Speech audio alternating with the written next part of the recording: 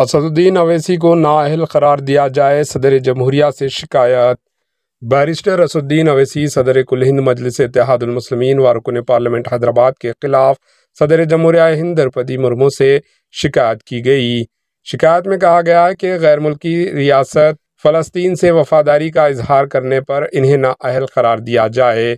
Advocate ونت Jindal نے social media post میں دعویٰ کیا ہے کہ انہوں نے آئین ہند کے آرٹیکل 103 کے تحت صدر کے سامنے شکایت درج کروائی ہے، جس میں فلسطین کے تئیں وفاداری دکھانے کے لیے اویسی کو نااہل قرار دینے کا مطالبہ کیا گیا ہے۔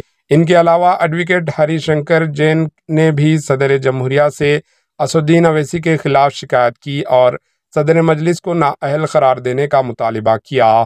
واضح ہے کہ اسد الدین اویسی کی جانب سے رکن پارلیمنٹ کے طور پر حلف لینے کے دوران جے فلسطین کا نعرہ لگانے پر NDA کے ارکان پارلیمنٹ نے اعتراض کیا تھا۔ Bureau report AHN news. AHN news کو لائک کریں، شیئر کریں اور سبسکرائب کرنا نہ بھولیں۔